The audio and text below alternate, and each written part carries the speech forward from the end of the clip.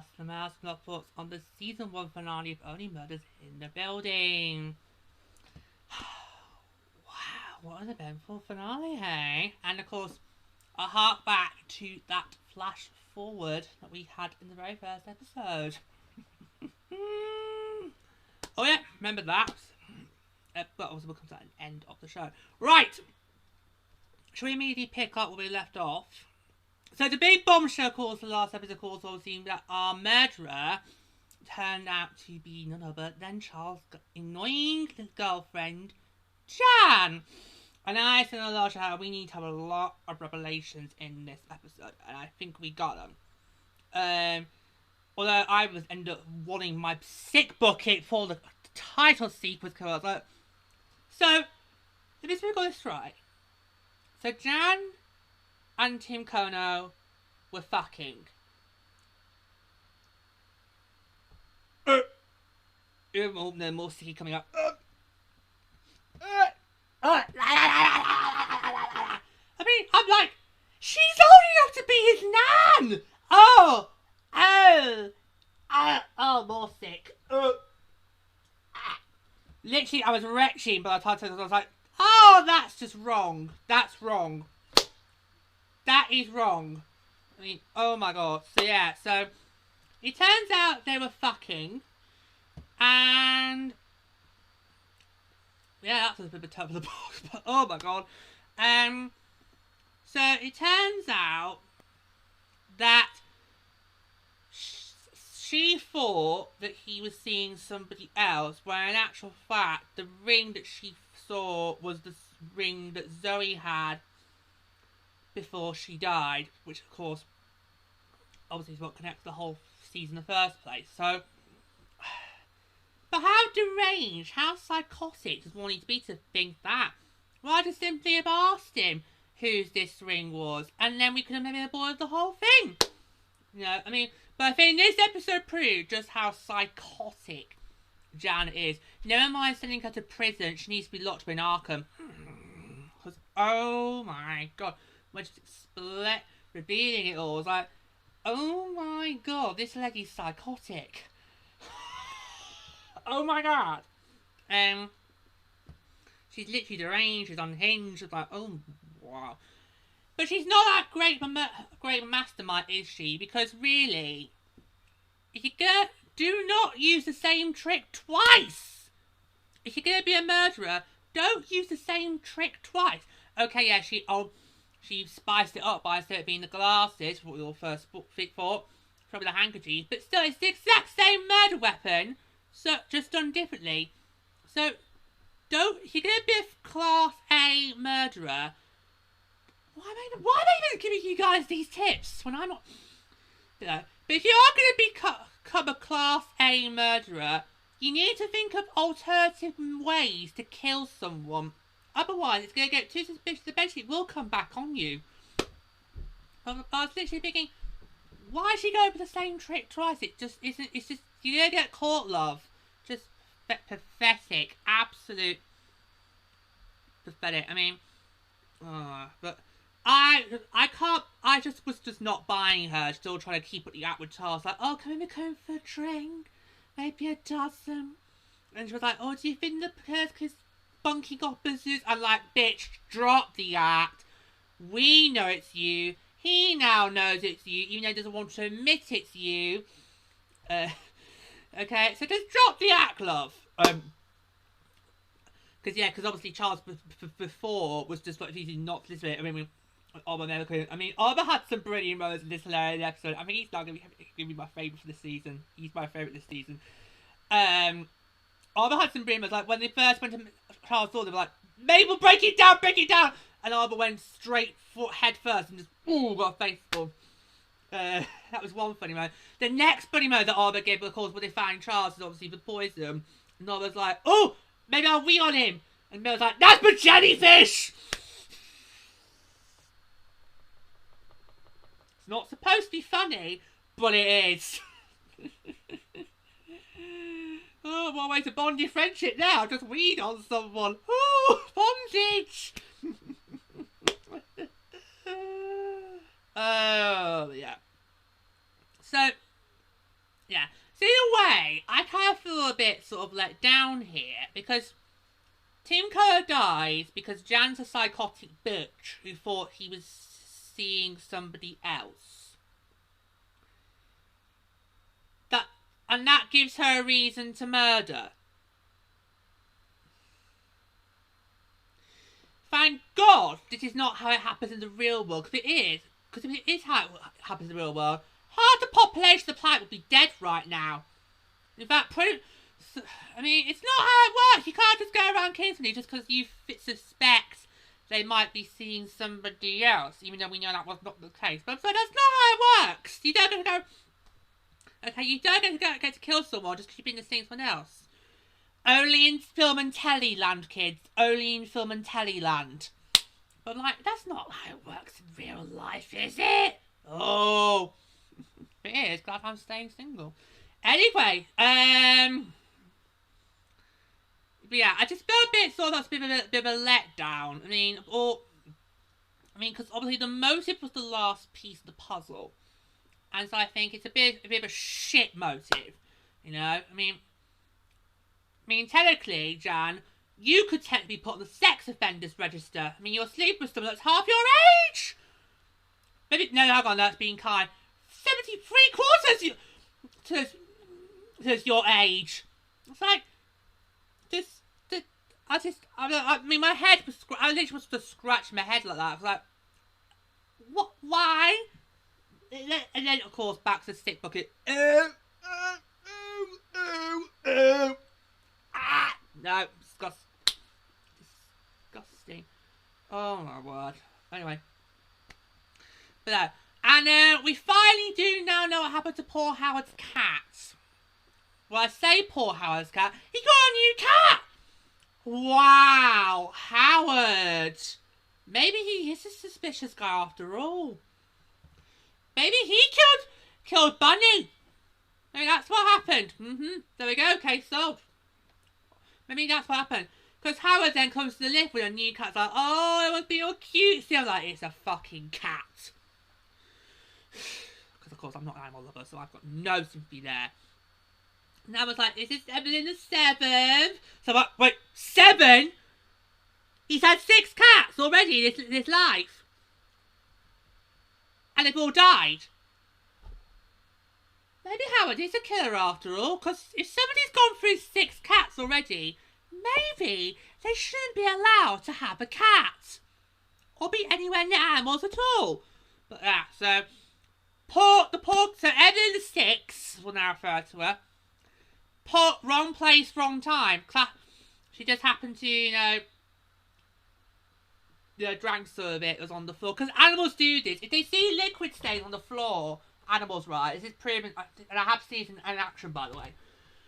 Okay. It's not a fact. If there are liquid stains on any floor surface, an animal will go straight for it and just try and, get whatever's left. Okay, so if you ever have drinks near floors, be very, very careful that there are no animals nearby, because you'll have one that immediately charge straight for you because it's seen the whoopsie on the dashboard and gone straight for it. Alright, so that's clearly what had happened to Evelyn the 6th. Did we need to know what happened to Evelyn the 6th? I think not, but Charles was like, well, let's just tie the loose ends up. Alright, okay, right, so that's pretty much case closed then. We've got the psychotic bitch. She's about to try and strike again. But yeah. Oh my god. Jan went full psychotic, didn't she? In fact, she is so psychotic, she even stabbed herself in the back to cover her tracks. What person does that? So, there we go. Nobody tried to kill Jan. It was herself. Seriously? Who does she think she is? General Hux? least he had the decency to get himself shot in the yard, which made it more believable. Anyway, we won't divulge my Wookiees right now. We'll stay focused on today's topic. Thank you. Let's move. But yeah, so we're dealing with somebody who's got who is clearly psychotic. And so then it gets even more weird because she's like, right, I've done Charles. Yep, tick. Now I'm gonna do Mabel and Oliver, and then the whole building. So it's like, right, well, too many people know now because you've done this podcast. So, no, hang on. We haven't got to that yet. They've done the retraction. It's not Teddy and Vito. But they haven't said on the podcast yet who the actual killer is. You're Teddy still the claim, blah. But, of course, she's psychotic, she's deranged, she's delusional, she's unhinged. She's on a mad killing spree. She's got a fix. It's like a drug to her. She can't stop killing. So it's like, you're gonna burn you all in hell. No, literally, burn them all in hell because she tries to set fire to the building. Like that's smart. She's clearly somebody who makes it look as go along, and yet all the evidence in her apartment. That's another rookie error. That is another rookie error. If you're going to be a murderer, do not leave any incriminating evidence in your home. That is why you have a safe house. What am I even doing? I've clearly watched too many crime dramas because I should not be not be doing all this. All right, I should not be giving you murder advice. God, bloody hell! And I'm a liberal. I'm a liberal Democrat, for God's sake. I should not be doing. I should not even think. Anyway, I've seen too much crime dramas, haven't I? Clearly I have. Anyway, but there was just so many rookie moves that Jam was making. Even though she was brilliantly portraying herself as a very unhinged, psychotic, deranged, mad bitch, she made a lot of rookie errors. So I was quite thrilled that in the end, that she goes down. Yeah,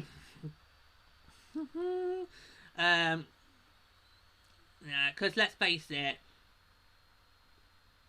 if you're gonna try to bunk off the people who know it's you, and you've got a gun, you don't hesitate, you go bang, bang, and then, yeah, bang! I was wondering, should she shoot Charles or not, but may as well. Don't give them a chance to heal him, although they didn't see that bomb on the lift, did they? No. Anyway, yeah, and I loved how it was Mabel's wallet just knocked her out, because it got a bit sort of confused because the game was a bit of a dark lighting, so again with these dark scenes, I suppose to know what's going on. So scuffle happens, Mabel knocks the bitch out, goes, "This is my team!" I think if I was Mabel, I would have done a couple more bashings to be dead certain she's knocked out unconscious. Yeah, I'm it, you bitch. That's her taken care of. And then, they're out, and then, so Shan gets arrested. Charles goes to the hospital, they're outside. And then Bunny comes over to Auburn. Mabel's like, tail between her legs. Like, so, yeah, given the lower is the events, you're no longer being evicted. And Auburn's like, come on, Bunny, just say it. Welcome back, you cold hard bitch. And then she's like, I'll get you one day, Oliver. And then Mabel does the brilliant line, like, congratulations, Bunny, you're the now most hated bitch in the building. And I'm like, yes, Mabel. Go, Mabel. Because let's face it, Bunny has been, from day one, she has been a cold-hearted, ruthless battle axe. Now, normally we do love a good battle axe in this country, but in this occasion, to quote the Cell Block Tango from Chicago, she had it coming. Oh yeah. Because, You know, again, another premature celebration drinks. We had this in episode 8. We're having it again episode 10. Well, technically this is the season finale, and they all feel like case closed, although Melissa feels like some loose ends. I'm not sure what she means by that. But she goes to get the drinks, and Oliver and Charles having this kind of weird sort of, I don't know, friendly banter with one another on the roof and everything like that. It got me on. I don't know, the drink was flowing, and in the background you could hear sirens. But it was until they got closer to the two of them realised. Then they got some weird text messages from somebody saying, "Get out of the building now!" And even I'm not going, what? What? What's going on? It isn't until they run into Mabel where it's like, oh, yes! This is the flash forward! It's the flash forward! Because if you remember in the very first episode, the very first scene was a flash forward scene. Okay, so I'll just remind you. So yes, we began the very first episode with a flashboard scene, which flashboard to 2 months after the trio first met, in which Charles and Oliver find Mabel kneeling over a dead body. Now we had no idea at the time until who that dead body was. No clue. It's kind of does a double fake out. If you thought was this going to be the murder investigator, but no. So. We flash forward to obviously, so basically we've now caught up to where we were in the very first scene of the very first episode.